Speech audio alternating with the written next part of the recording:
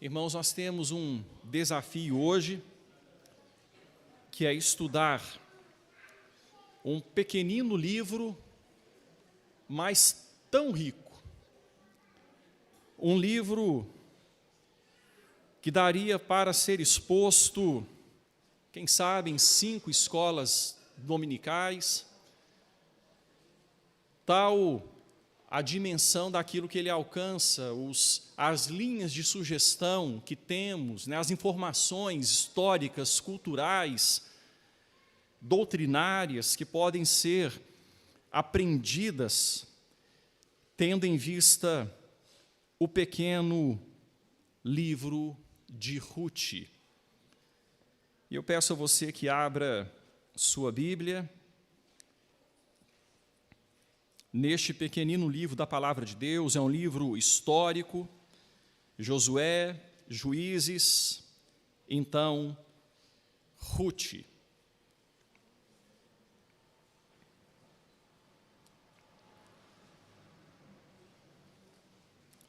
E aqui, irmãos, nós veremos um momento de transição. O livro de Ruth tem uma função muito interessante em sua localização bíblica. Ele é como que uma ponte entre o período dos juízes, que nós estamos considerando já há algum tempo, e veremos que ele continua dentro deste período, mas é como que uma ponte. Lá no final, nós veremos isso quando o texto apresentará o autor de Ruth, que é desconhecido. Não temos certeza de quem pode ter sido o autor de Ruth, mas lá no final ele já apresentará a ascendência do rei Davi, mostrando o rei mais conhecido e mais glorioso do povo de Israel. Então, Ruth foi escrito depois, relativamente, um tempo relativo também que nós não temos como precisar certamente, mas foi escrito depois da história ter acontecido, não imediatamente depois, mas décadas depois. Já havia passado o tempo de Saul, Davi já havia nascido e, quem sabe, já estava no exercício do seu reinado. O livro de Ruth conta histórias que se deram mais ou menos no ano 1000 a 1200 antes de Cristo. Então, pensando com relação a nosso tempo, o livro de Ruth foi escrito já tem mais de 3.000 anos, ou as histórias que se deram aqui aconteceram já tem mais de 3.000 anos. É muito tempo, não é, irmãos? É bastante tempo, né? Mas elas estão aqui. São poucos os nomes que prevalecem ao tempo desta forma. Poucos os nomes. O nome de Ruth é um deles. Era uma moabita. Ruth era uma estrangeira, não era natural do povo de Israel. E veremos que o fato de ela ser estrangeira se torna ainda mais grave pelo fato de ser moabita. Daqui a pouco nós veremos isso. Mas eu gostaria então que já introduzíssemos aqui, lendo apenas a parte inicial do capítulo 1, versículo 1 do texto de Ruth. Nos dias em que julgavam os juízes. Nos dias em que julgavam os juízes. Eram dias dos juízes. Há algumas sugestões de qual época poderia ter sido. Alguns dizem que talvez na época de Eglon, outros talvez na época de Débora e Baraque, enfim. Mas o fato é que são todas suposições, não há nada de firme, não há nada de prova para que venhamos localizar mais especificamente o livro de Ruth dentro desta época. Mas sabemos que era na época em que julgavam os juízes. E nós temos visto esta época, temos conhecido. Semana passada falamos sobre Sansão, já falamos sobre Gideão, já falamos sobre Débora, sobre Baraque, e outros momentos desta época. Mas era esta época, a época em que julgavam os juízes. E eu quero rapidamente, depois daquilo que está na Bíblia, que tem a ver com Sansão, capítulos 13 a 16, nós temos um epílogo, o final do livro dos Juízes. E este epílogo, embora esteja do capítulo 17 ao capítulo 21, não quer dizer que cronologicamente se deu depois da época de Sansão. Não, só mostra para a gente algumas características daquela época. Não quer dizer que foi exatamente depois, seguindo uma cronologia. Não. Mas eu chamo você a ir comigo para o capítulo de número 17. Vamos entender um pouquinho, além do que já foi visto, que eu creio que já é o suficiente, mas eu gostaria, até mesmo para ressaltar, que por pior que seja o tempo, por pior que seja a dificuldade, Deus não deixa de agir. Ele estava agindo, mas de uma forma muito especial. Ele agiu na história de Ruth. Um comentarista, Sidlow Baster, ele coloca da seguinte forma, eu gostaria que você prestasse atenção nesta citação. Juízes deixa com a certeza indiscutível, nos deixa com a certeza indiscutível de que a condição geral da época era de deterioração moral. Deterioração moral. Mas Ruth focaliza outro aspecto do quadro, mostrando que em meio à corrupção generalizada, havia exemplos de amor nobre, cortesia piedosa e ideais elevados. Esta história é realmente uma estrela brilhante num céu escuro. Uma rosa se abrindo gloriosamente no deserto árido. Uma joia de grande pureza faiscando entre ruínas. Um sopro de brisa perfumada em meio à esterilidade circundante. Então, aqui é esta citação deste comentarista, falando da história de Ruth no meio desse tempo tão terrível que foi o tempo dos juízes. Então, capítulo de número 17. A partir do versículo 4. Rapidamente, irmãos, eu vou só ressaltar alguns pontos, e a partir do versículo 4 o texto diz: porém ele restituiu o dinheiro à sua mãe, que tomou 200 siclos de prata e os deu ao ourives, o qual fez deles uma imagem de escultura e uma de fundição. E a imagem esteve em casa de Mica. E assim este homem, Mica, veio a ter uma casa de deuses. Fez uma estola sacerdotal e ídolos do lar, e consagrou a um de seus filhos para que lhe fosse por sacerdote. Vamos ler juntos o verso 6. Naqueles dias não havia rei em Israel, cada qual fazia o que achava mais reto. Veja só, irmãos, aqui conta então a história de uma família e, bem em resumo, o texto fala que determinado homem tem uma situação familiar aqui, não vamos entrar em detalhes, mas ele constitui uma casa de deuses dentro do povo de Israel. E ali o seu filho é levantado como sacerdote para servir diante daqueles deuses, daquelas imagens que foram feitas. O texto prossegue, veja o versículo de número 12. Consagrou Mica ao moço levita, que lhe passou a ser sacerdote, e ficou em casa de Mica.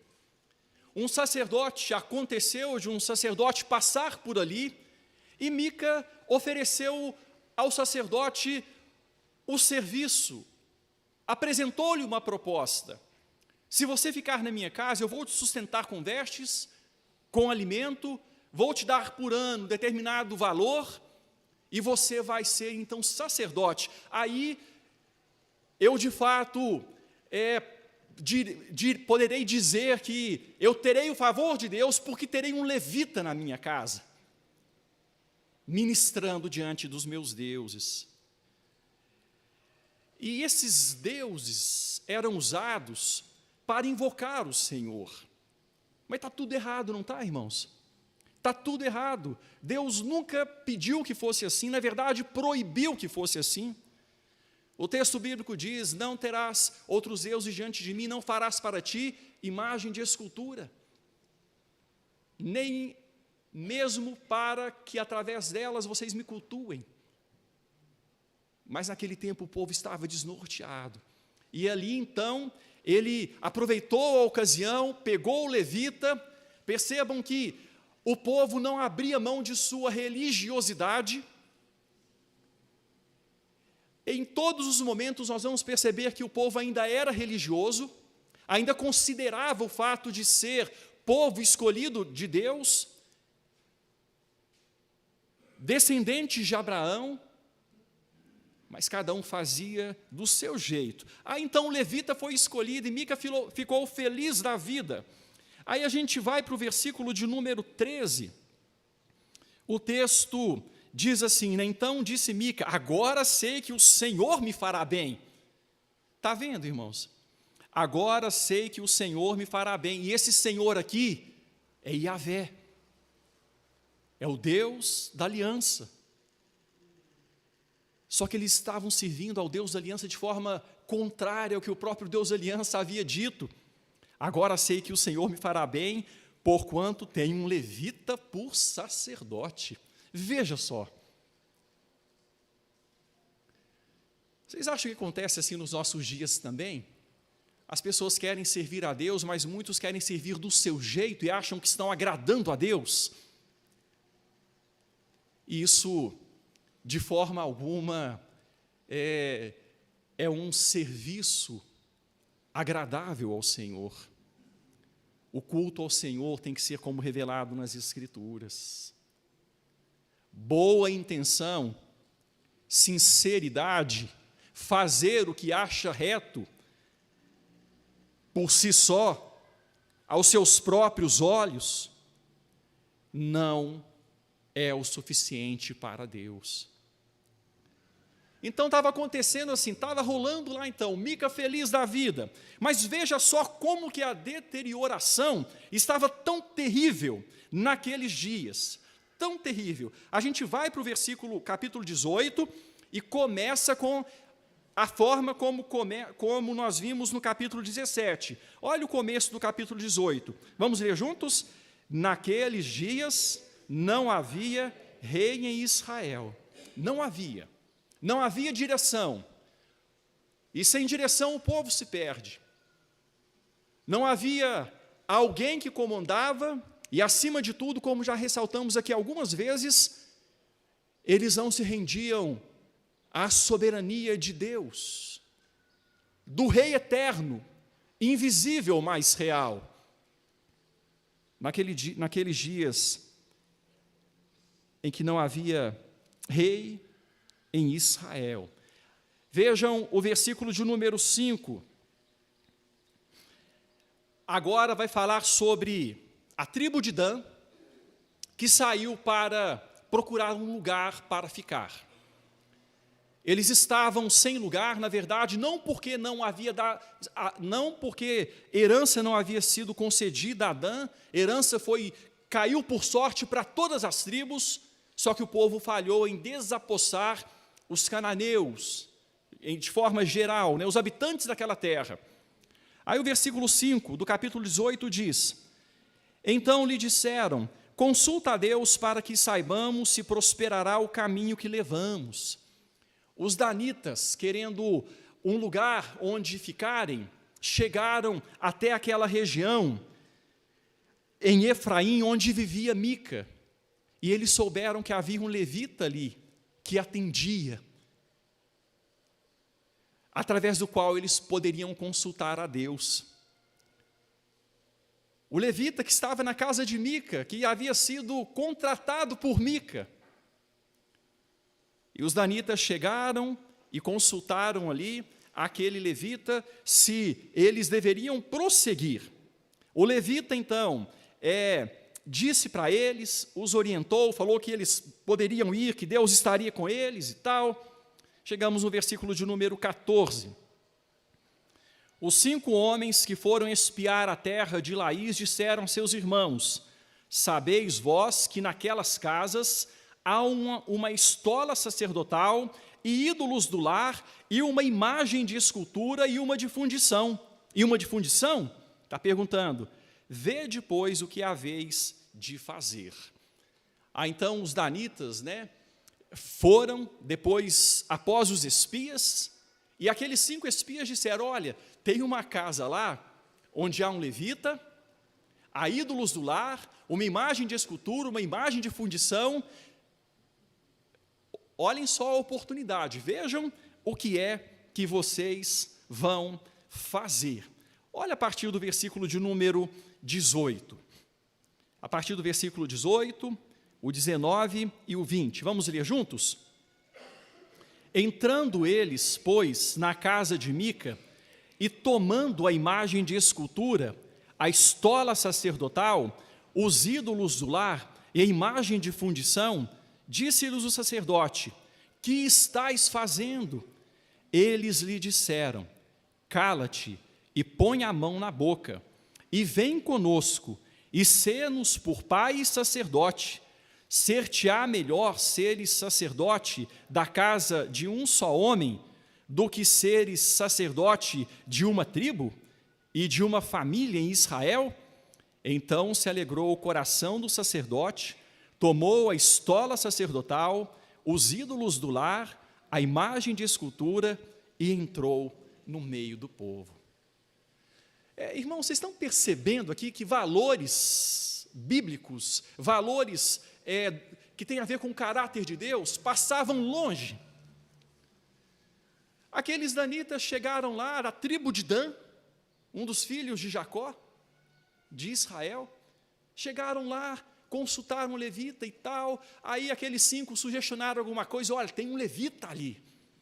Eles foram lá, o que fizeram? Roubaram a estola, os ídolos do lar, a imagem de escultura, a imagem de fundição, e ali o sacerdote levita ficou assim, mas o que vocês estão fazendo? Aí os danitas, calha a boca. O que você prefere? Servir a uma família ou servir a uma tribo? Ou servir a um grupo maior?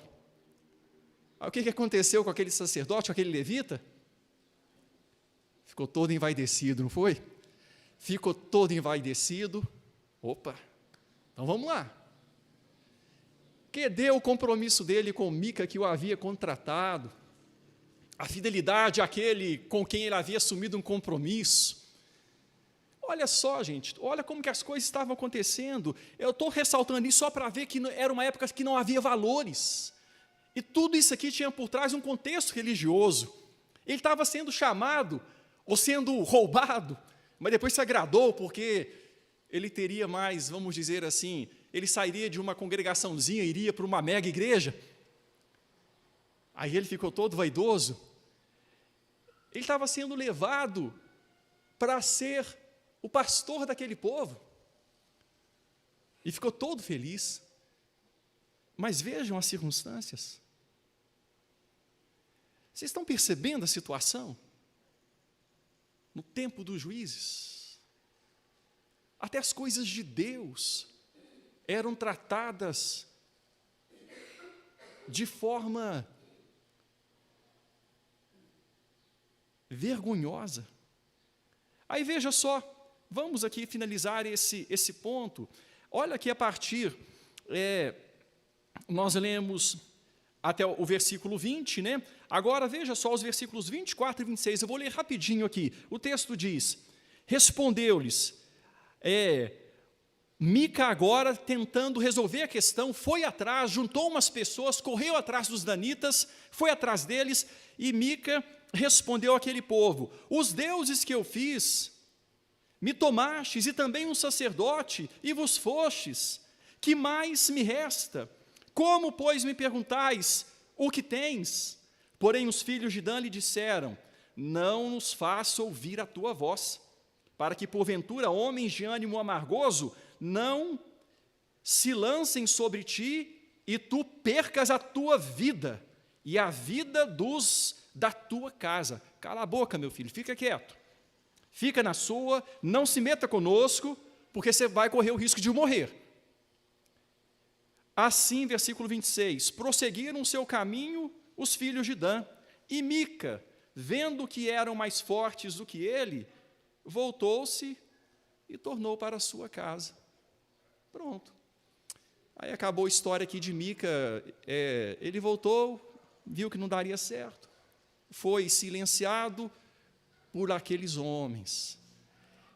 Irmãos, uma história, se a gente olhar rapidamente, o capítulo 19, eu não vou fazer como eu fiz aqui no capítulo 18, porque senão vai gastar muito tempo, mas o capítulo 19 vai mostrar o seguinte, que tinha um homem, também era um levita, que havia casado com uma mulher, e eles entraram num desacordo, ela voltou para a casa do pai, eles ficaram como que separados, 4 meses.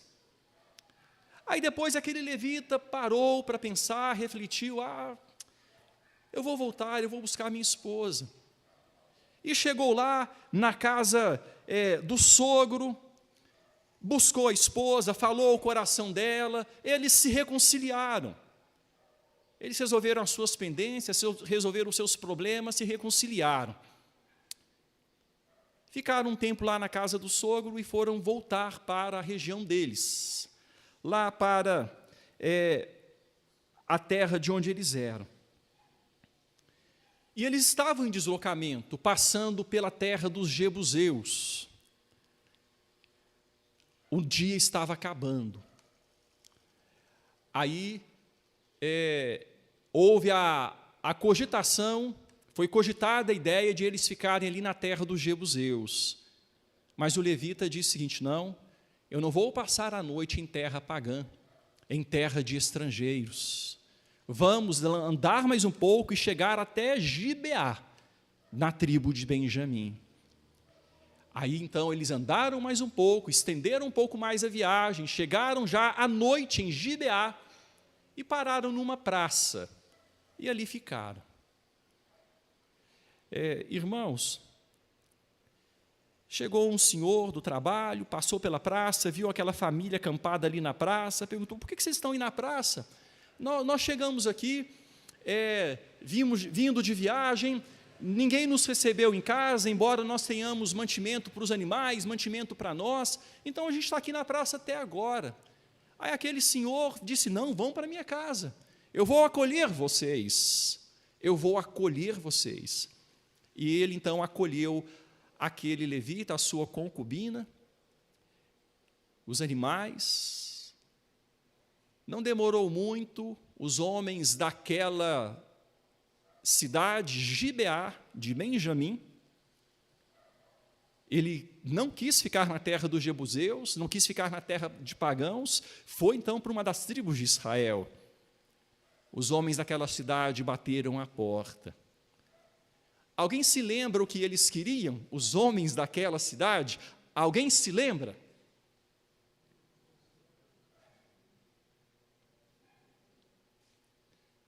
Quem é que pode dizer? Como, seu Adalmo? Não, da mulher não. Queriam abusar do homem. Que daquele homem que chegou na sua casa. Traz ele para fora, para que abusemos dele. Irmãos, a gente não está falando. Gente, vamos lembrar aqui a história bíblica. Vocês se lembram de uma situação semelhante? Ló. Lá, em quais cidades? Sodoma e Gomorra.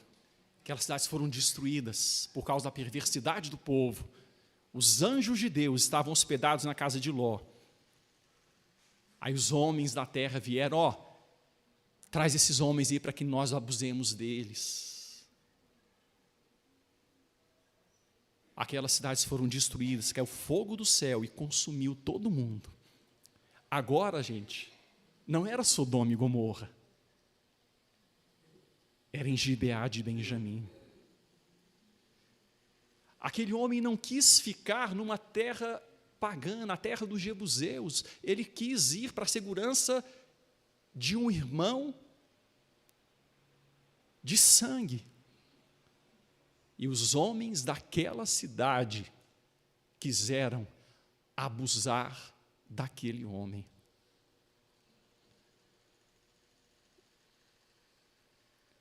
Vejam só.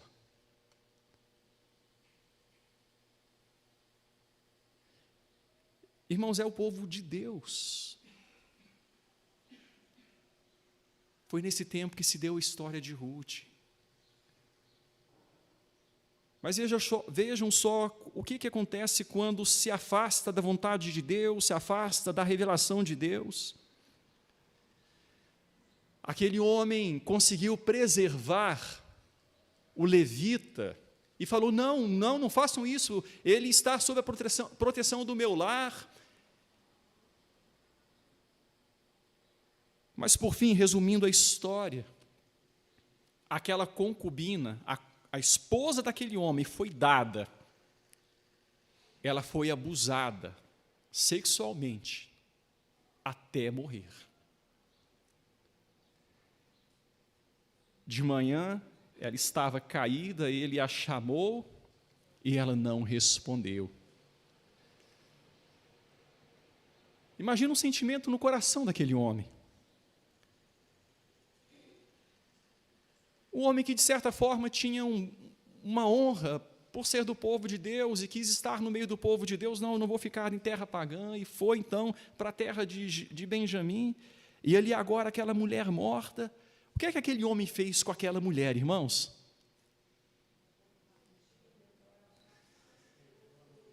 Ele despedaçou a mulher em 12 partes.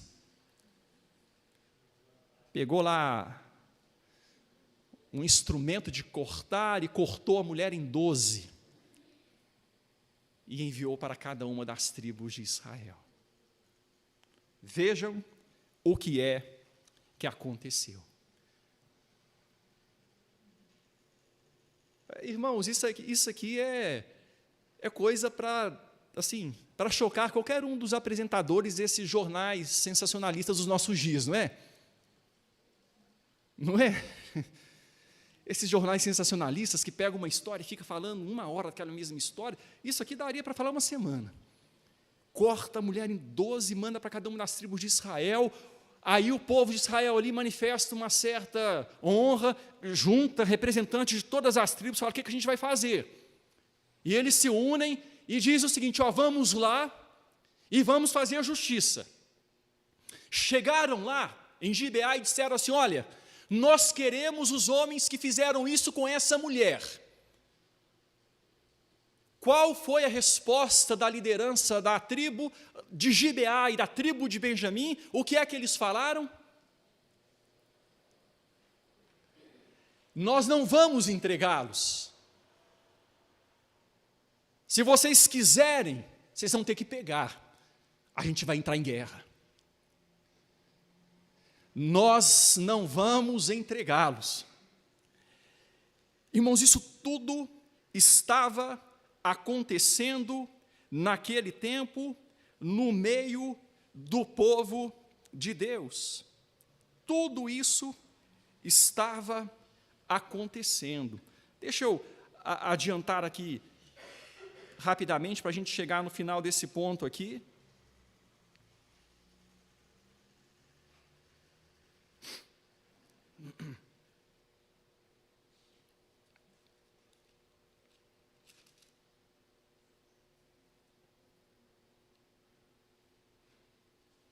Vejam aí capítulo 20, versículo de número 13. Capítulo 20, versículo de número 13. Dai-nos agora os homens, filhos de Belial, que estão em Gibeá, para que os matemos e tiremos de Israel o mal. Porém, Benjamim não quis ouvir a voz de seus irmãos, os filhos de Israel. Versículo 14. Assim os filhos de Benjamim se ajuntaram, vindos da cidade de Gibeá, para saírem a pelejar contra os filhos de Israel. E teve guerra entre o povo de Deus. Dezenas de milhares caíram mortos. Do povo de Israel, de forma geral, das outras tribos, um número muito alto. E depois a tribo de Benjamim foi quase exterminada. Sobraram 600 homens. Irmãos, era isso que estava acontecendo. Era isso que estava acontecendo. Aí a gente chega no capítulo 21, versículo 25.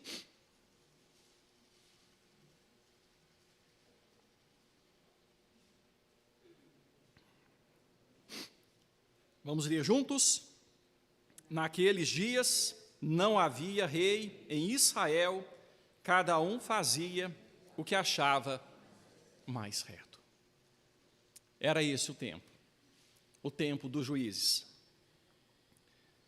No tempo em que julgavam os juízes. A gente chega então em Rute, nos dias em que julgavam os juízes, houve fome na terra. Irmãos, o que a Bíblia relaciona? Vamos pensar no texto que nós estamos estudando à noite, de 1 Reis, a partir do capítulo 17, o tempo do profeta Elias.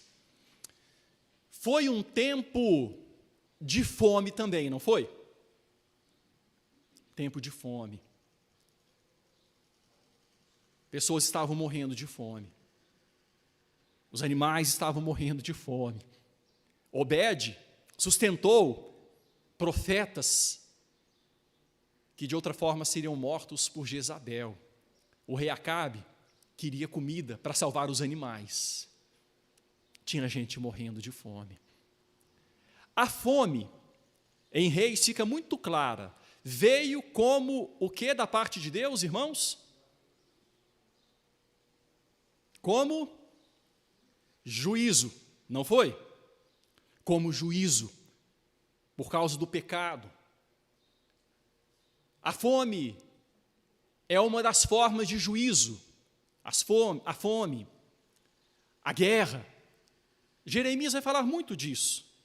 Ele vai citar 4 pontos que mostram o juízo de Deus. E entre eles, a gente percebe que Deus muitas vezes manifesta trazendo fome.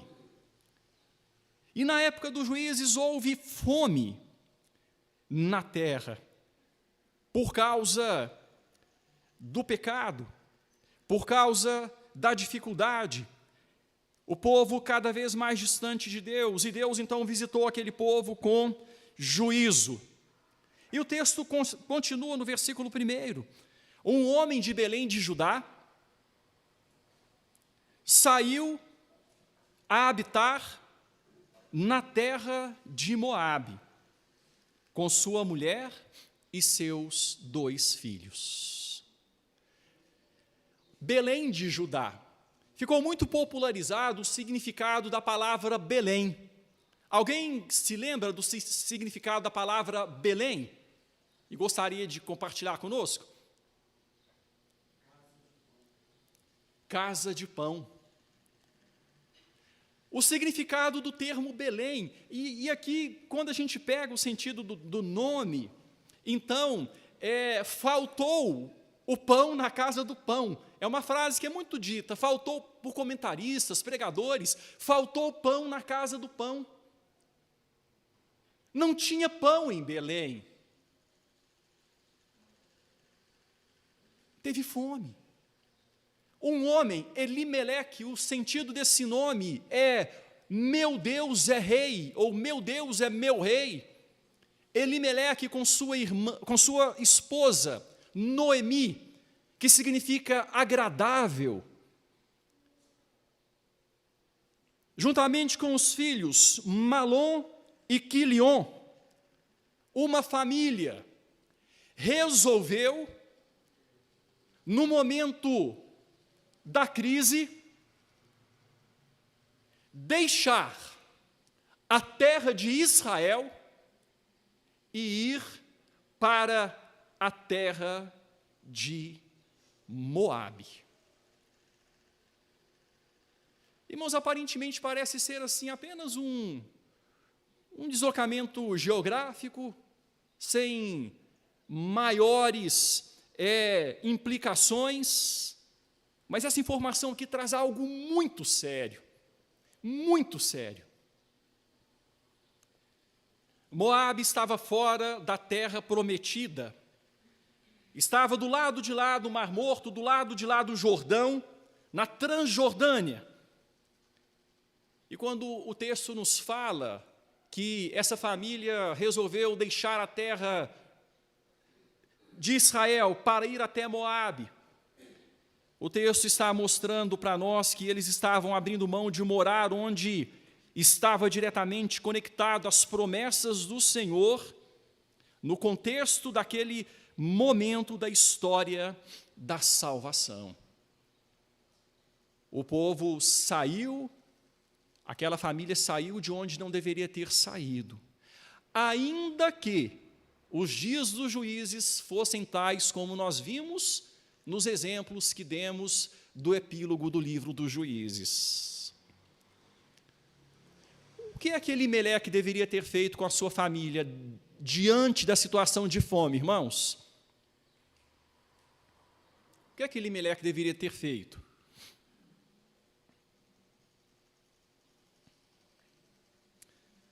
Nessa época, esse texto bíblico ainda não havia sido escrito, mas Deuteronômio já havia, Levítico já havia, e tem linguagem semelhante. Mas eu estou falando do texto lá de Reis, quando fala da oração de Salomão, quando Salomão diz assim, olha, se Deus fechar os céus, de modo que não venha chuva, e vier a fome, a seca, ele diz, olha, se o meu povo se voltar para mim, me buscar, se converter, eu vou mudar a situação. O que é que Elimeleque e sua família deveriam ter feito? Não era buscar a Deus? Não era buscar a presença de Deus em oração, suplicar, clamar por misericórdia, clamar por graça? A crise passa, a prova passa. Imagine na sua vida se em toda prova, se em toda dificuldade, você disser, quer saber? Esse Deus que eu sirvo está me deixando passar por essa situação, eu mesmo vou seguir a minha vida do meu próprio jeito e largar para lá esse Deus. Ou ainda que não diga dessa forma, mas fala, olha, eu cansei de viver, fazer tudo certinho, fazer tudo como a Bíblia diz, agora eu vou fazer do meu jeito porque já cansei.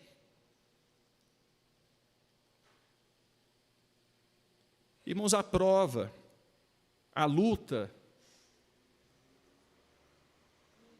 vem sobre nós, sim, em muitos momentos, Mas não são nesses momentos que nós devemos perseverar e mostrar onde está firmada a nossa fé, onde está colocado o nosso coração.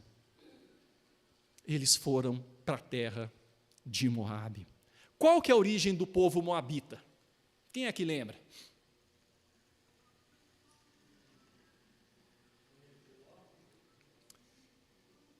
Sim, descendentes de Ló. O povo moabita veio de uma ocasião em que as filhas de Ló o embebedaram e dormiram com ele. Ló saiu de Sodoma e Gomorra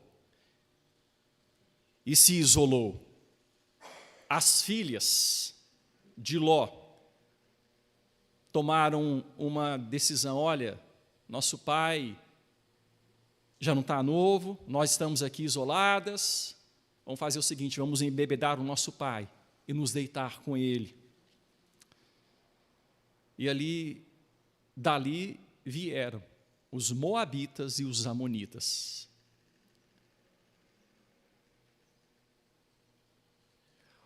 Os moabitas sempre viveram distantes do povo de Deus, e em um momento muito importante, muito específico, esse povo mostrou a sua falta de boa vontade para com o povo de Deus. Alguém se lembra um momento histórico, quando o povo de Israel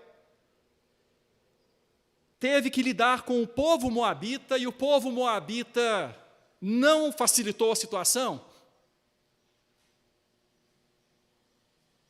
Alguém se lembra? Quando o povo de Israel, que havia saído do Egito, estava em deslocamento para a terra prometida, e tinha que passar pela região, e Deus falou assim, olha, Deus falou para o povo, vocês não vão tomar a terra de Moabe. Eu dei essa terra aos filhos de Ló, vocês não vão tomar. Só que quando o povo de Deus estava para passar por ali, o povo de Moabe não facilitou. Não facilitou. E o rei de Moabe, Balaque, alguém se lembra desse nome, Balaque? O rei de Moabe, Balaque, contratou um profeta que ia quando a oferta era grande, para amaldiçoar o povo de Israel. Quem é que Balaque contratou? Balaão, rei moabita, contratou Balaão para amaldiçoar o povo de Israel. Esses eram os moabitas. Ali não deu certo, não deu. Deus não amaldiçoou o povo, não deixou Balaão amaldiçoar. Balaão, que queria ser honrado, foi privado de honra, mas não se dando por vencido, o que é que Balaão fez? Os irmãos se lembram? Como? Sim, mas depois disso, Balaão, por conselho de Balaão, mulheres midianitas seduziram o povo de Israel, e milhares foram consumidos lá em Baal-Peor. Quando o povo de Deus avançou, Balaão foi morto à espada pelo povo de Israel. Lá em Apocalipse é citado Balaão, que foi usado para que o povo de Israel fosse seduzido. Como ele não conseguiu amaldiçoar, ele usou de esperteza. E ali com as mulheres midianitas, ele levou muitos e muitos a se envolverem em prostituição e perderem a vida.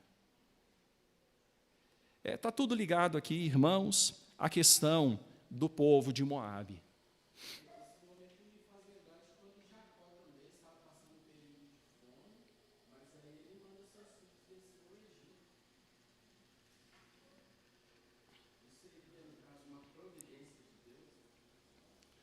Nesse momento específico do Egito, O contexto era bem diferente, né?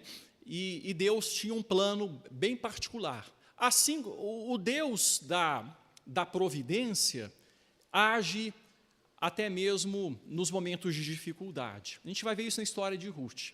Não precisava que Elimeleque fosse com Noemi para a terra de Moabe, mas Deus usou este momento difícil para abençoar o povo dele. Deus usou esse momento, a providência de Deus, a vontade providencial, age muitas vezes até mesmo nos pontos negativos, quando nós infringimos a vontade revelada. Existe a vontade permissiva também. A vontade revelada de Deus é o caminho mais seguro pelo qual devemos andar. Correto, irmãos? A vontade revelada. Você quer fazer o certo, quer agradar a Deus, siga a vontade revelada. Muitas vezes, vimos isso na semana passada com Sansão, ficou muito claro na exposição. Muitas vezes, na nossa desobediência, na vontade permissiva, quando Deus nos dá a liberdade, na nossa livre agência, nós infringimos a vontade revelada. Mas não quer dizer que a vontade providencial não vai ser realizada. Pelo contrário, a providência de Deus usa até mesmo a nossa desobediência para que os fins de Deus sejam alcançados. Irmãos, tem muita coisa para falar sobre os moabitas, mas vamos cortar aqui, por causa, senão a gente não entra, de fato, na história de Ruth, né? Então, eles chegam na terra de Moabe. Só mais um ponto rapidinho. Em Juízes 3, versículo 14, o texto bíblico vai dizer que o povo de Deus, dentro dos ciclos dos juízes, o povo de Deus ficou sob a servidão de Moabe. Em Juízes, capítulo 3, versículo 14, com Eglon, né? O povo ficou sobre a servidão de Moabe 18 anos.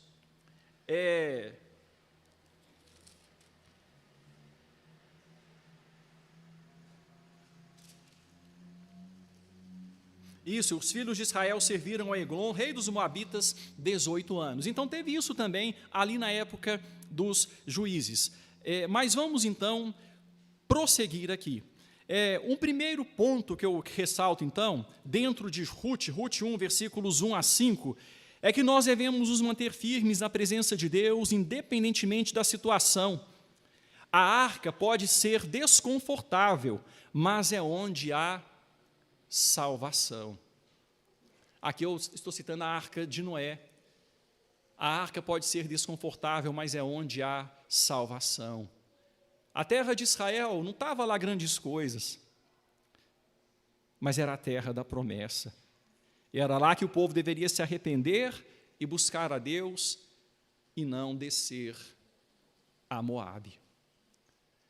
Tem hora que a igreja manifesta alguma dificuldade também, não tem, irmãos? Tem hora que a gente tem dificuldade na igreja também, não tem? Mas é melhor estar na igreja junto com o povo de Deus, a falar, quer saber, eu vou parar com esse negócio de igreja, porque tem problema na igreja também, e deixa de servir a Deus, e vai seguir a própria vida do seu jeito. Eu vou servir a Deus do meu jeito. Não, Deus fez a igreja, para que a gente esteja junto, buscando e servindo ao Senhor, ainda que em muitos momentos, de forma mais intensa, em outros, graças a Deus, de forma leve, mas sempre haverá dificuldades na igreja também, porque nós temos o mesmo coração que aquele povo tinha. Embora pela graça e misericórdia de Deus, hoje, nós temos a palavra de Deus para nos instruir, de forma tão fácil, e temos o Espírito Santo no nosso coração, para nos fortalecer e nos ajudar a lutar contra as limitações da nossa própria carne. Vamos para os versículos 6 a 18.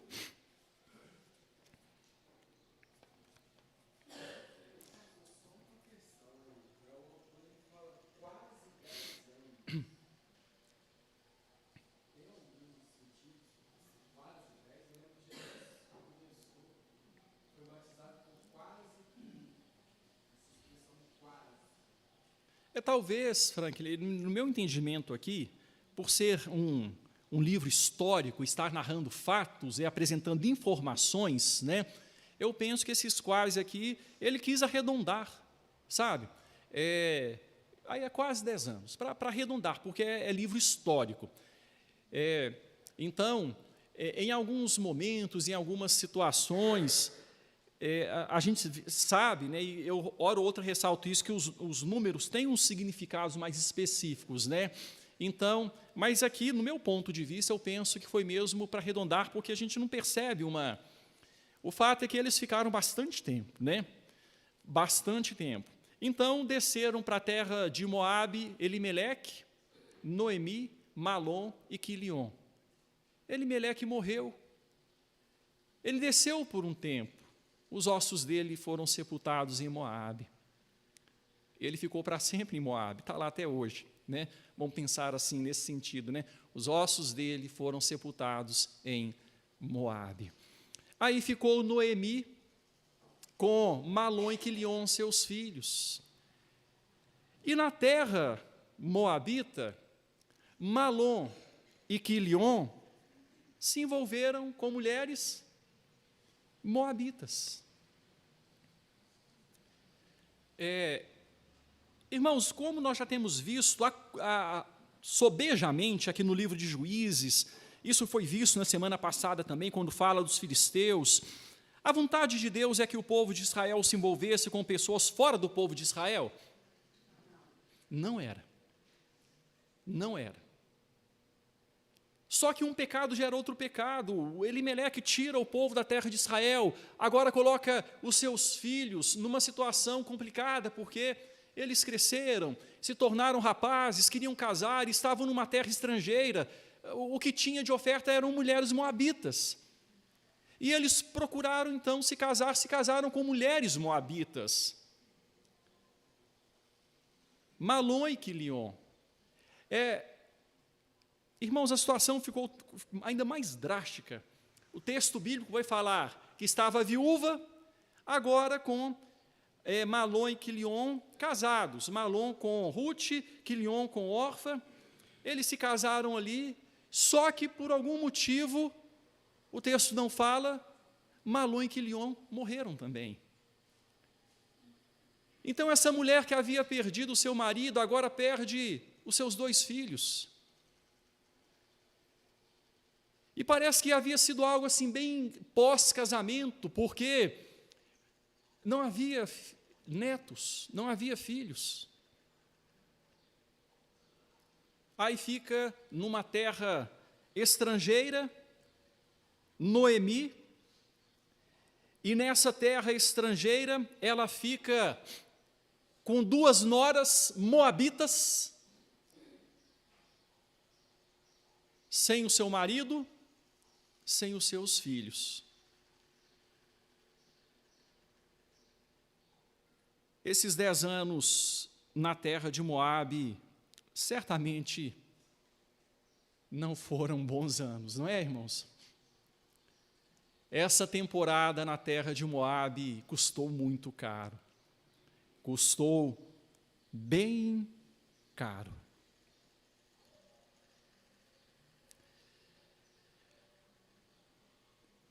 Aí o texto bíblico, irmãos, vai dizer o seguinte, no versículo de número 6, de Ruth 1. Eu peço a um de vocês que leia, por favor, o versículo 6. Então se dispuseram as suas noras e voltou da terra de Moabe, porquanto nesta ouviu que o Senhor se lembrara do seu povo, dando-lhe pão. Então o texto vai nos dizer que ela se dispôs a voltar, porque o Senhor ouviu dizer que o Senhor se lembrara do seu povo, dando-lhe pão. As provas passam. Foram quase 10 anos de prova. Mesmo que seja uma prova de 10 anos, as provas passam. Irmãos, o texto bíblico vai falar para a gente de uma mulher hemorrágica que por 12 anos padeceu de uma enfermidade. Jesus passou pela vida dela e a curou. A Bíblia vai falar de uma mulher encurvada que por 18 anos padeceu de uma enfermidade, aprisionada debaixo do poder de Satanás. O Senhor Jesus Cristo passou pela vida dela e a curou.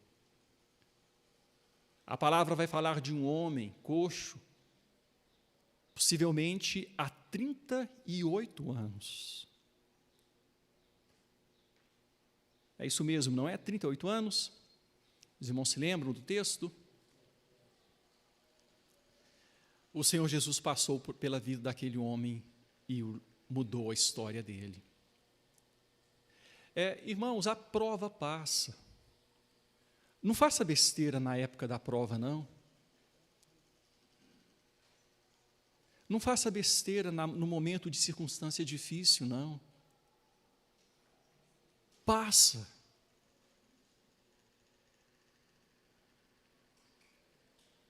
Eu acho que é importante a gente destacar isso, porque no momento de prova a gente se sente vulnerável e às vezes se sente desgastado, às vezes se sente já esgotado, eu dei o que tinha que dar, queimou tudo que tinha que queimar, já não dou mais conta. Aguenta um pouco mais. Suporta um pouco mais. 10 anos se passaram em Moabe. Que tempo foi esse em Moabe? O marido morreu, filhos morreram. Que tempo foi esse em Moabe? Fica firme no momento de prova. Fica firme. Se faltar pão na casa do pão, busque ao Senhor, fala a Deus, o Senhor promete ser o Jeová supridor, Jeová Jiré, o Senhor promete que vai sustentar, o Senhor tenha misericórdia, me ajuda, Senhor, e busca a Deus, e ora, e clama, mas fica na presença de Deus, não deixa o terreno da bênção, não deixa o lugar da segurança pactual. Ela ouviu dizer que Deus havia lembrado do seu povo e lhe dado pão, e resolveu voltar, 10 anos depois. Ela quis despedir as suas noras, e legalmente falando, ela tinha o direito de que as noras estivessem com ela, por causa do dote que era pago, a família pagava o dote, aos pais, era contextual, pagavam o dote aos pais da noiva, então as filhas eram liberadas para contrair matrimônio. Legalmente falando, ela até podia levar as noras, mas ela fala assim, olha, faça o seguinte, vocês são novas, eu não tenho filhos, ainda que eu viesse a me casar e tivesse filhos, o que ela quis dizer é o seguinte, gente, vocês são moabitas, eu estou indo para Israel, os moabitas não são queridos em Israel, existe todo um contexto histórico, eu não quis ler todos os textos, mas são muitos textos que falam que nem a 10ª geração de um moabita entrará na Assembleia do Senhor, os moabitas não são benquistos em Israel, fiquem por aqui. Aí elas choraram, não, nós vamos com você, nós iremos com você, e ela fala, não, fiquem por aqui, vá para a casa do pai de vocês, vai para a família de vocês, certamente Deus vai abençoar, vocês vão casar aí, e vão reconstituir família, lá em Israel, muito possivelmente vocês vão ficar viúvas, e a situação não será boa. E uma delas, então, fala, olha, eu vou ficar. Ok, beija a sogra, despede e fica. Mas a Ruth diz para ela o seguinte, olha, você me liberou da obrigação legal, mas mais do que obrigação legal, eu tenho um amor com o qual eu entendi já fui amada. E eu quero replicar esse amor. Como assim? Qual que foi, irmãos, a resposta que Ruth deu? A gente ouve muito isso em casamentos, não é? A resposta de Ruth, né? Bonita. Vejam aí no capítulo 1, versículos 16. Disse, porém, Ruth: não me instes para que te deixe e me obrigue a não seguir-te, porque aonde quer que fores, irei eu, e onde quer que pousares, ali pousarei eu. Olha o que ela fala então, irmãos. O teu povo é o quê? É o meu povo. O teu Deus. Eu não quero mais servir a Quemos, Deus moabita. Na verdade, eu não sou nem mais moabita, porque eu me considero israelita. Eu me considero ter sido amada pelo Deus de Israel. Amor pactual. Amor de aliança. Eu vou te seguir. Já não há lugar para mim em Moabe. O teu povo é o meu povo. Ainda que eu passe por dificuldades, é lá que eu devo estar, porque o teu Deus é o meu Deus. Vejam só, irmãos, mais uma vez a providência divina, a vontade soberana de Deus agindo em meio a erros humanos, mas não sem sofrimento por parte daqueles que erraram. Mas Deus age, e ali uma moabita decide ser parte do povo de Israel em resposta ao amor que havia recebido do Deus de Israel. E ela diz: o teu povo é o meu povo, o teu Deus é o meu Deus. Já não há lugar para mim em Moabe.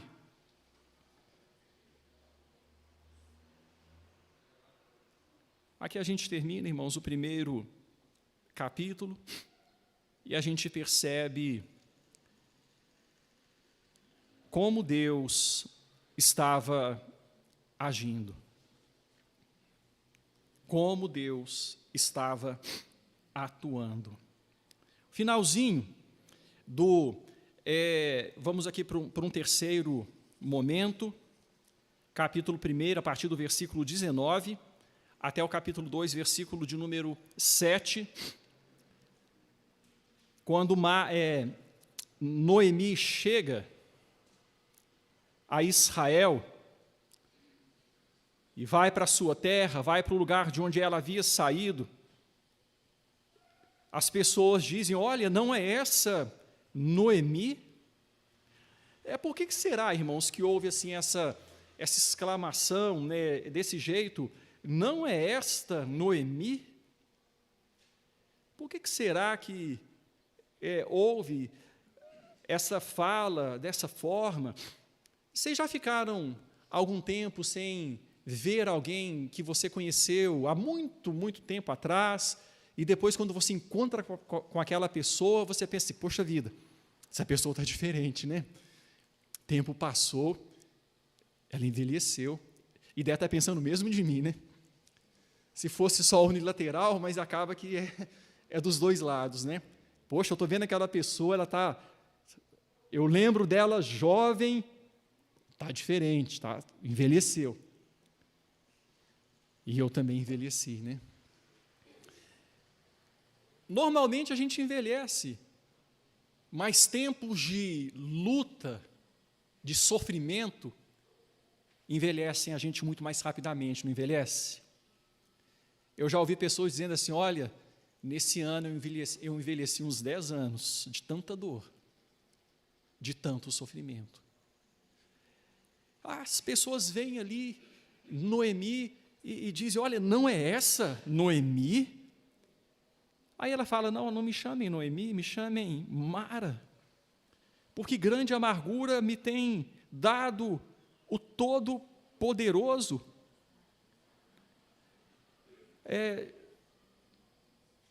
Irmãos, aqui ela fala uma meia-verdade, porque, na verdade, existem dois lados, né? De fato, Deus é o condutor de toda a história, mas ela teve a sua liberdade também.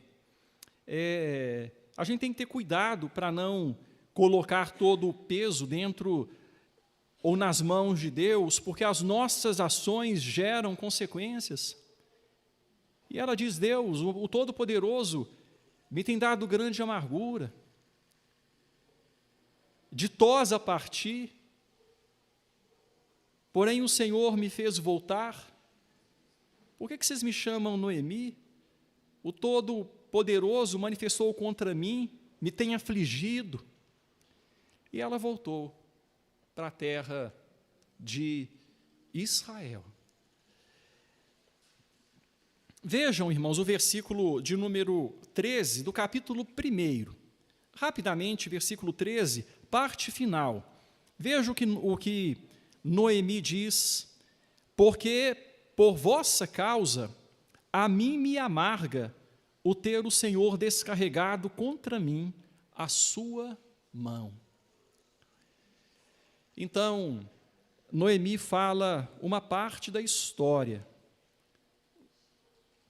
mas a gente precisa considerar que as nossas ações trazem consequências. Ela retorna, ela volta para a terra de Israel, e chegando em Israel, ela chega amarga, ela chega com o coração fechado, mas Deus começa a fazer algo diferente. Deus começa a atuar de uma forma maravilhosa. Capítulo 2, versículo de número 5.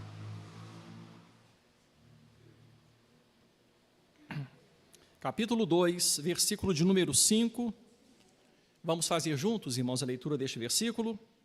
Depois perguntou Boaz ao servo encarregado dos segadores, de quem é esta moça? Bom, chegaram em Israel na época da colheita. Na época da colheita da cevada. A colheita da cevada durava mais ou menos um mês, e era seguida da colheita do trigo, que durava mais ou menos um mês também. Pegava a época da Páscoa e ia até Pentecoste, 50 dias. E elas chegaram lá nesta época da colheita da cevada. E o texto vai mostrar para a gente que Noemi estava como que sem reação, sem tomar atitude, mas Ruth, mais nova e vigorosa e convertida, possivelmente entendedora ali das regras da lei de Israel, que dizia que os pobres seriam assistidos na época da colheita, os segadores passariam e colheriam, mas não colheriam todo o fruto, deixaria algo para que os pobres rebuscassem, algo no chão para que os pobres pegassem. Deveria ser assim, era a instrução da palavra de Deus, e o texto então fala que Ruth foi fazer desta forma. Aí no versículo, irmãos, quando a gente vai para o versículo de número 3 do capítulo 2, o texto diz assim: ela se foi, chegou ao campo e apanhava após os segadores. Vamos ler a parte final do versículo 3? Por casualidade, entrou na parte que pertencia a Boaz, o qual era da família de quem? Elimeleque. Quem que era Elimeleque? Falecido, né? Marido de Noemi. E o texto diz, por casualidade. Em outras palavras, aconteceu. Aconteceu. Noemi nem estava se lembrando disso, gente. Havia uma lei em Israel, a lei do resgate. Havia a lei do levirato. Por isso que eu falo que o texto é muito rico, tem muita coisa, não dá para a gente entrar, mas havia a lei do resgate, havia a lei do levirato, e por casualidade aconteceu. Gente, aos nossos olhos acontece muita coisa, mas aos olhos de Deus, tudo tem o seu porquê, tudo tem o seu motivo, nada é por acaso. Deus fez com que aquela moabita entrasse no campo de um homem chamado Boaz, que era parente chegado de Elimeleque. E tendo em vista esta informação, ele poderia ser resgatador e poderia dar sequência ou cumprir a lei do levirato. A gente vai falar mais sobre isso, né? Mas eu queria avançar, e aqui ele pergunta de quem é esta moça? E quando fala de quem é esta moça, o que ele está perguntando é o seguinte, olha, ela é casada com quem? Quem que é o marido dela? Porque as mulheres daquela idade comumente eram casadas, só que ela estava ali sozinha. Irmãos, e era a época de quem mesmo? Nós vimos no começo? Dos juízes. Era seguro para aquela mulher ali, especialmente pelo fato de ser moabita, estar no meio dos colhedores ali, daqueles homens. Vocês acham que corria o risco dela ser abusada? Gente, era uma época que não havia valores, era a época dos juízes, era a época em que os de Gibeão quiseram abusar de um homem, e abusaram até a morte da concubina dele. Era essa época. Só que aconteceu por casualidade, por providência. Aquela mulher foi colher no meio dos segadores, aqueles homens todos ali, e ela foi colher no campo de alguém que era temente a Deus, alguém que tinha fé, alguém que era luz no meio de muitas trevas. E naquele meio ali, aquele homem chegou e perguntou, de quem é esta moça? E a resposta foi, olha, ela é moabita, ela veio com Noemi da terra de Moabe. A história dela foi contada, e veja só o que Boaz fez. Disse-me ela, aliás, aqui, né, o pedido de Ruth para o servo que era superintendente lá dos outros servos. Disse-me ela, deixa-me rebuscar espigas e juntá-las entre as gavelas ou entre os feixes, né, versículo 7 do capítulo 2, após os segadores. Assim ela veio, desde pela manhã até agora está aqui, menos de um pouco que esteve na xoxa, ou numa cobertura, descansando, né, do sol. Então ela está aqui desde manhã, ela veio com Noemi, moabita, e deve ter dado mais detalhes à história, a gente vai perceber isso no decorrer do texto. Irmãos, o coração daquele homem, especialmente quando o seu servo diz que ela era nora de Noemi, que havia vindo com Noemi, o coração daquele homem se enternece. E aquele homem começa a abençoar a vida de Ruth, que tinha se disposto a abençoar a vida de Noemi.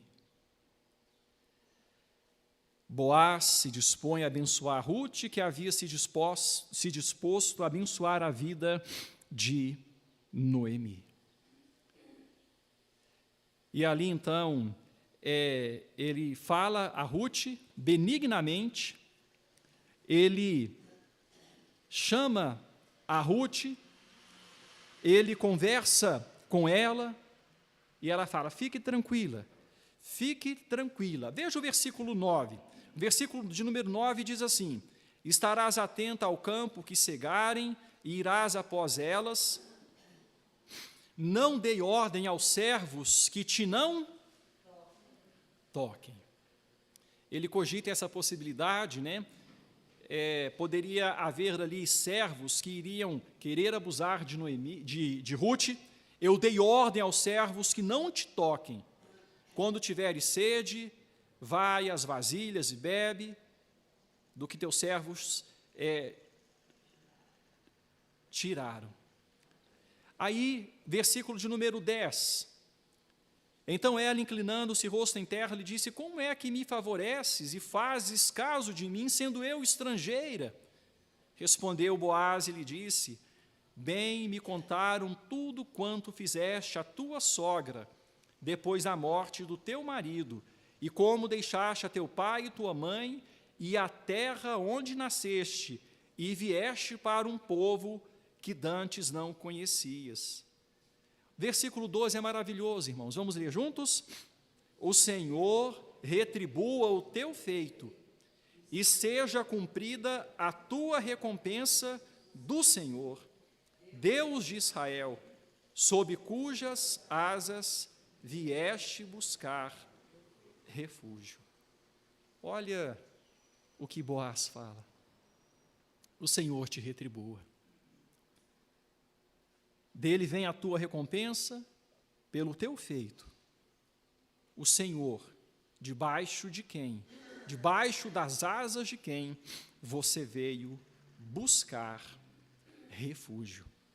O Senhor, debaixo das asas de quem você veio buscar refúgio.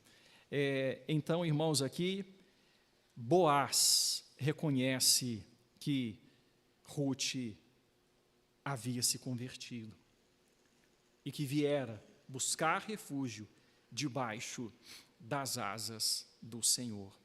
Aí então o texto prossegue, ela chega em casa, conta tudo o que havia acontecido para sua sogra, ou para sua sogra Noemi, contou os favores, e ela leva comida, né? Boaz, na hora dela ir embora, dá mais comida para ela, e ela então vai embora, e quando chega em casa, quando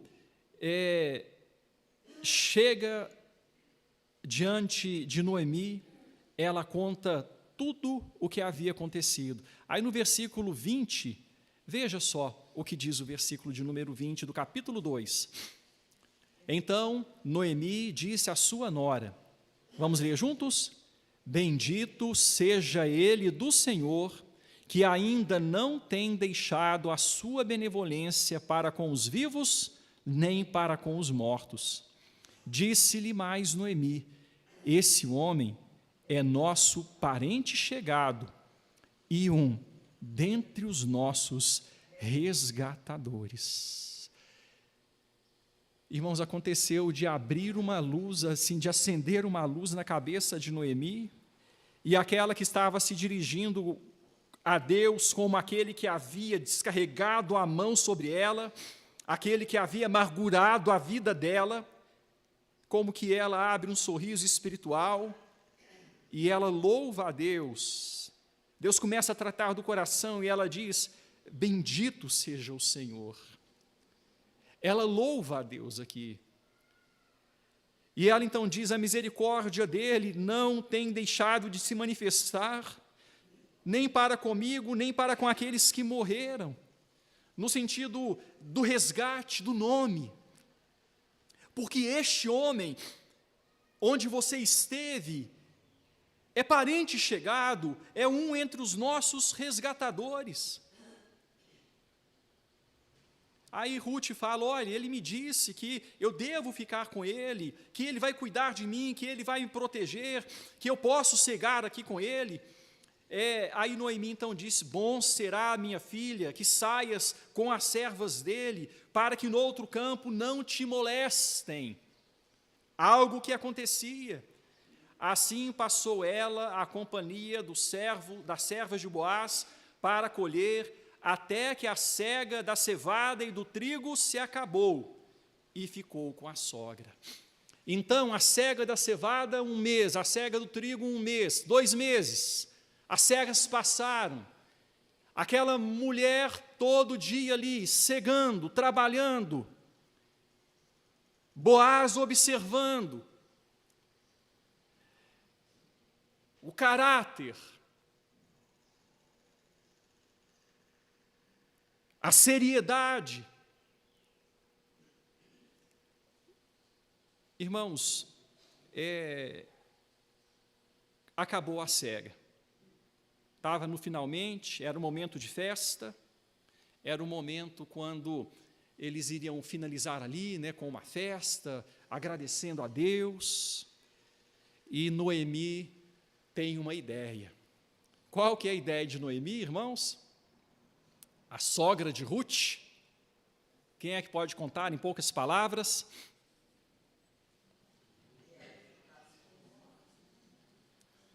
Mas qual que foi o plano que ela arquitetou?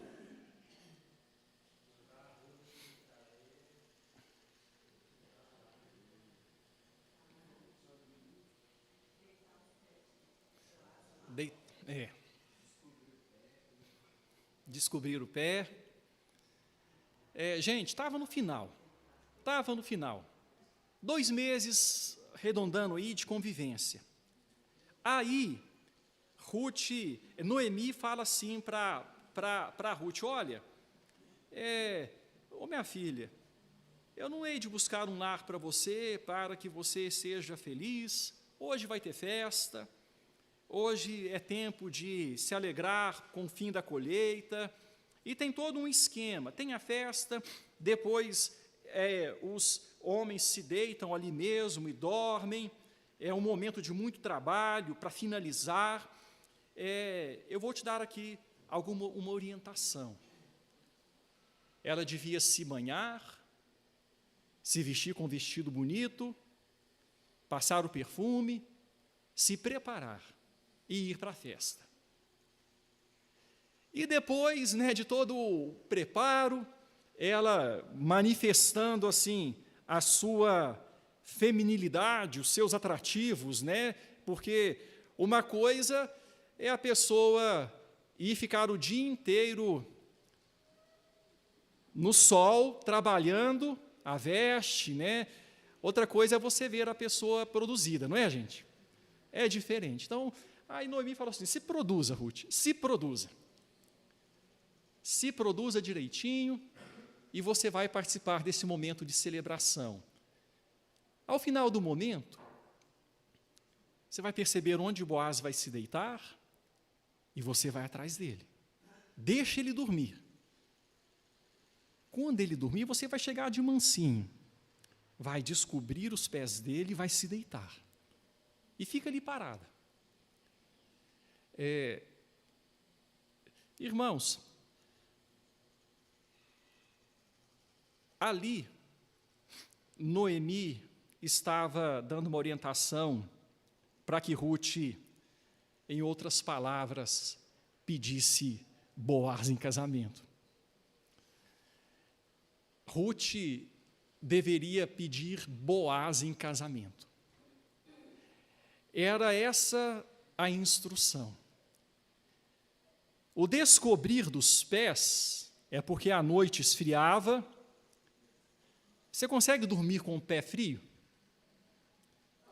É difícil dormir com o pé frio, não é? É difícil. Os pés são interessantes. Na época de calor, o pé tem que ficar descoberto. Pelo menos eu sou assim. Na época de calor, eu descubro os pés. Na época de frio, tem que cobrir bem. Pé frio atrapalha de dormir. Então, fica lá, descobre os pés que ele vai acordar. Aí, quando ele acordar, você se apresenta. e mostra as suas intenções. Irmãos, então, ela fez o que a sogra orientou, versículo 5, tudo quanto me disseres, farei. Tudo quanto me disseres. E aí, então, irmãos, ela foi e fez exatamente, chegou lá, se deitou, descobriu os pés de Boaz, ele estava dormindo, tranquilo. De repente, começa a incomodar o pé gelado, ele acorda e leva um susto ao ver alguém a seus pés. Quem que está aí?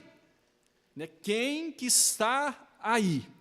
Sucedeu, é o capítulo 3, versículo 8. Sucedeu que pela meia-noite, assustando-se o homem, sentou-se. E eis que uma mulher estava deitada a seus pés. Disse ele, quem és tu? Ela respondeu, sou Rute, tua serva. Estende tua capa sobre tua serva, porque tu és resgatador. Em outras palavras, irmãos, era o que ela estava dizendo, olha, eu sou Rute, tua serva, e eu quero que você me tome por mulher. Não ali,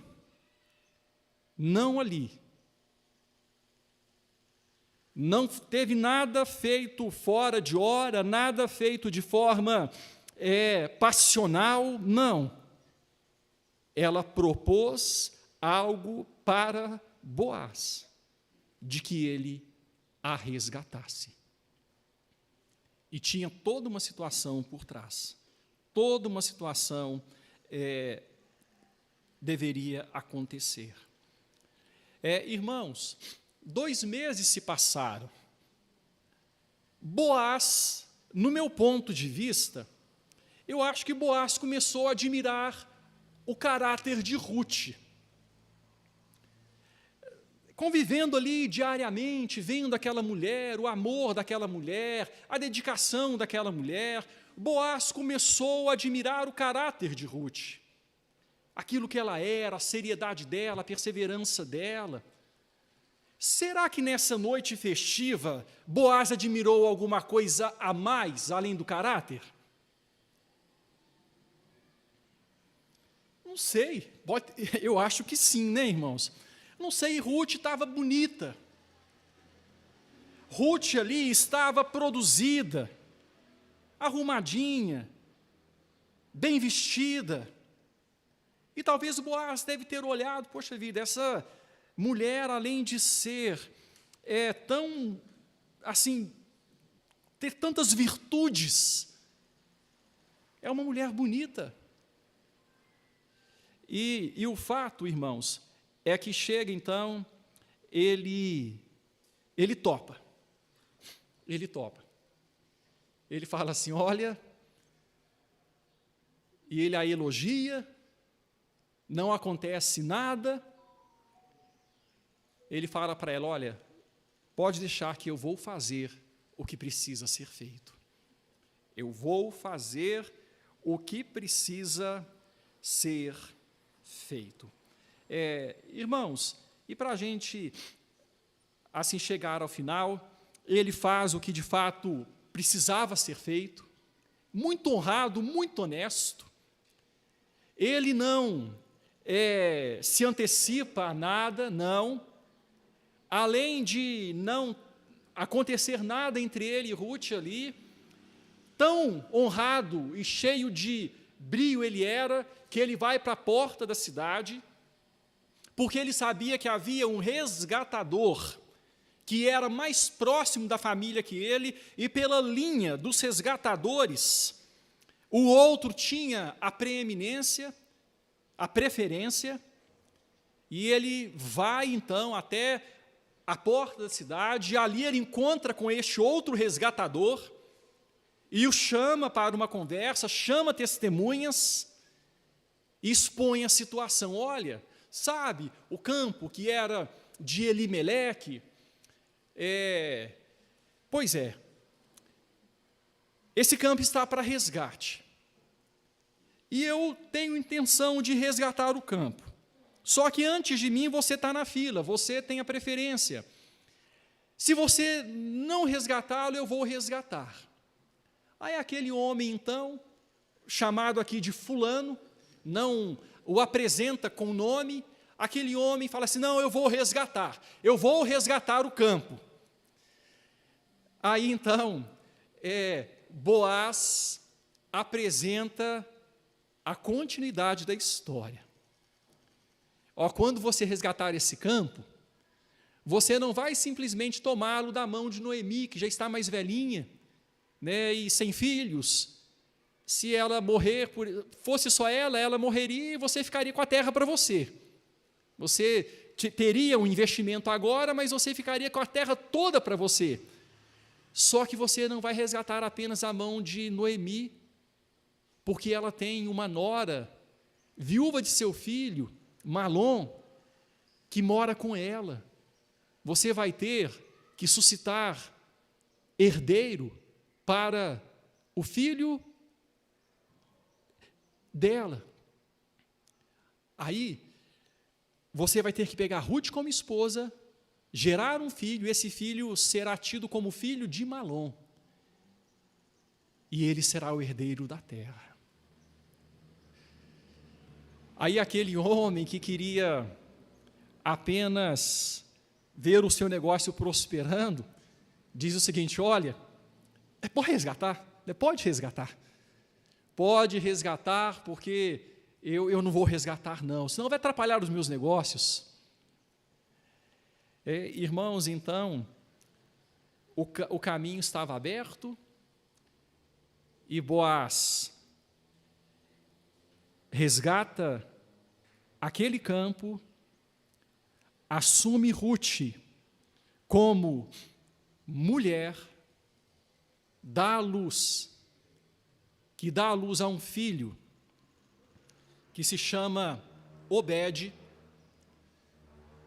e Obed dá à luz um filho que se chama Jessé, e Jessé dá à luz a um filho que se chama Davi.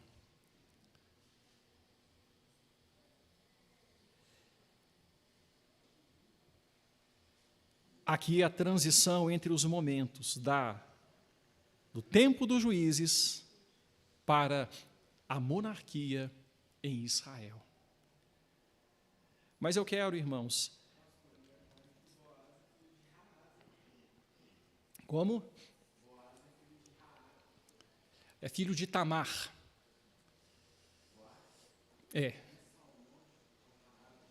Ele entra na linha ali e antecede até Tamar. É muita riqueza que tem, irmãos, é muita riqueza que tem aqui ele está nessa linha genealógica de Raabe também.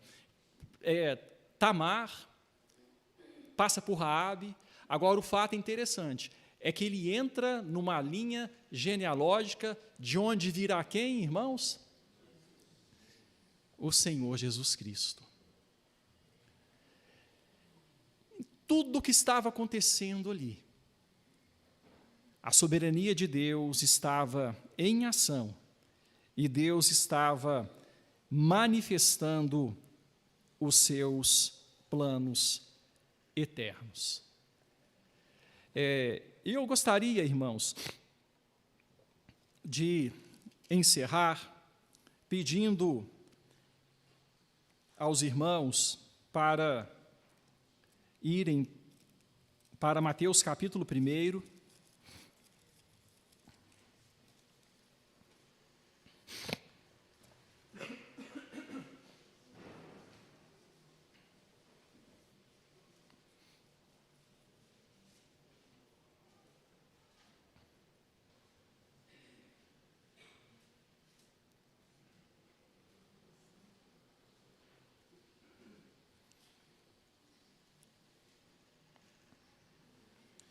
Os versículos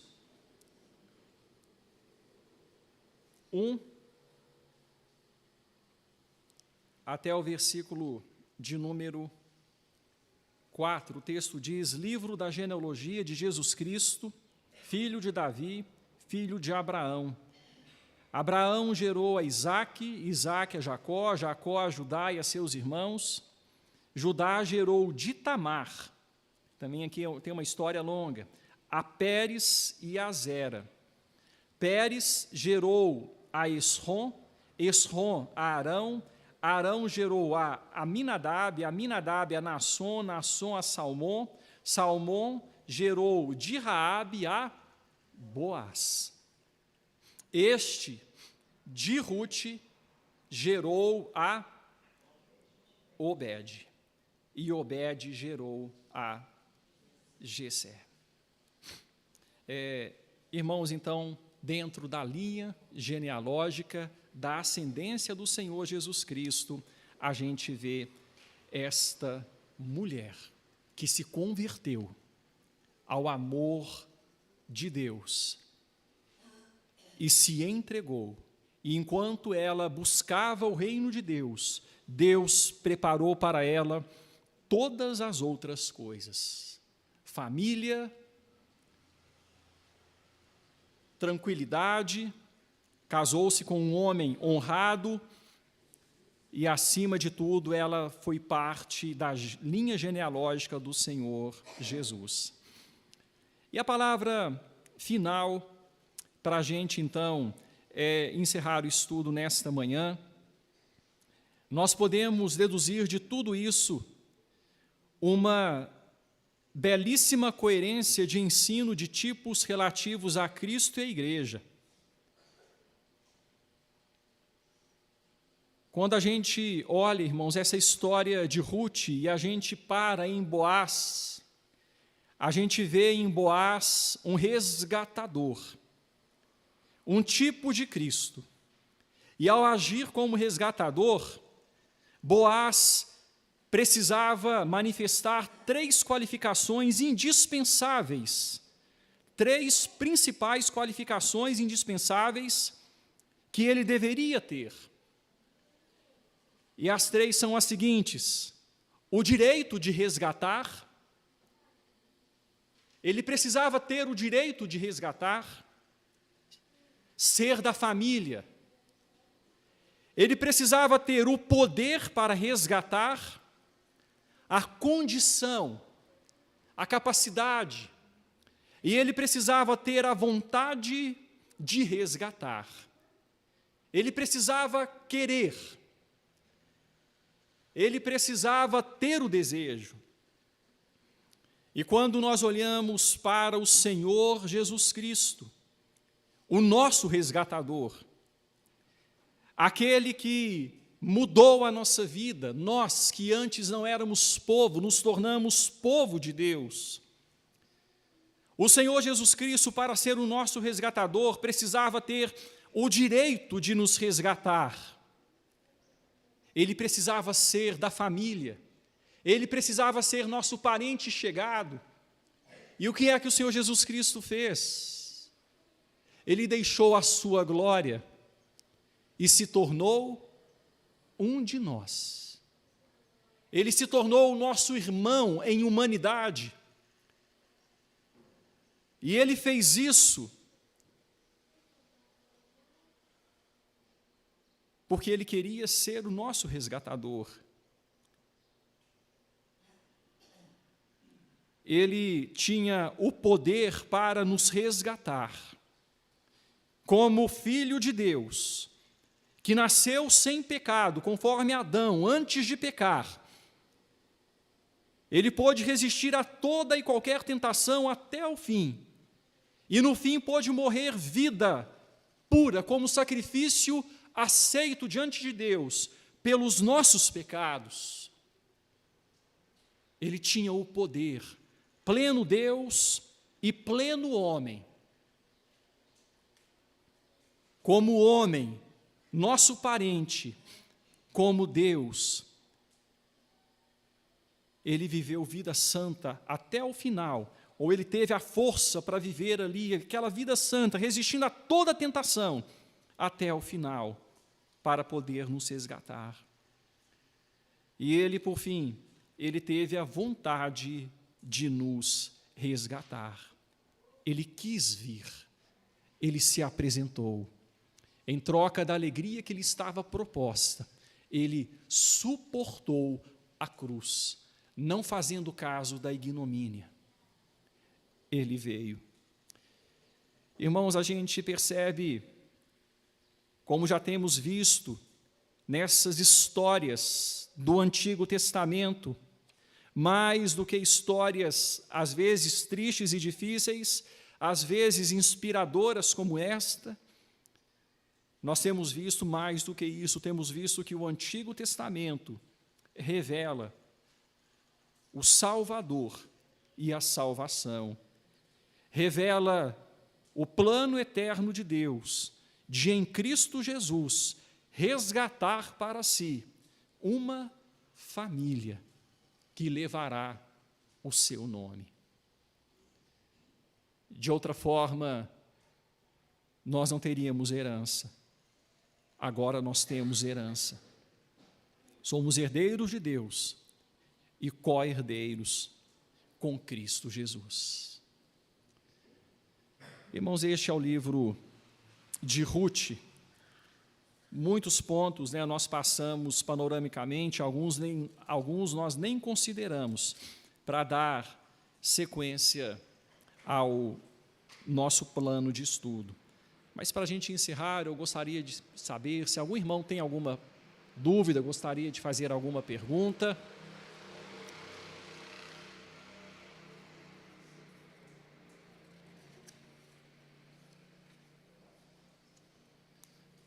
Então, nós vamos finalizar com uma oração. Eu peço a você que feche os seus olhos e vamos agradecer ao nosso Deus, porque em tempos tão difíceis, a gente percebe que a mão de Deus nunca, jamais perdeu o controle. Dentro de sua vontade permissiva, nós vemos homens escolhendo, muitas vezes, fazer aquilo que o desagrada, mas os seus propósitos eternos sempre foram cumpridos. E vamos agradecer a Deus, porque nós temos um resgatador muito maior do que Boaz, um resgatador que nos ama, que estendeu sobre nós a sua capa, e nos livrou da condenação, e nos trouxe para uma nova história.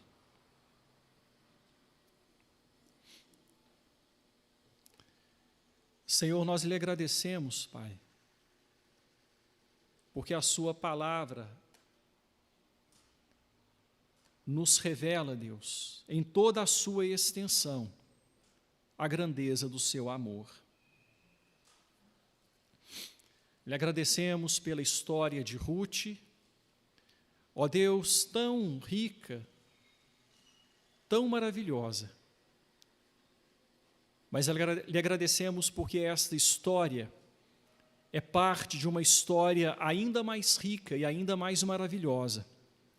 A história do teu filho, que se tornou nosso parente, com poder de nos resgatar, porque quis nos resgatar, e veio a este mundo para estender sobre nós a capa, por ser o nosso resgatador.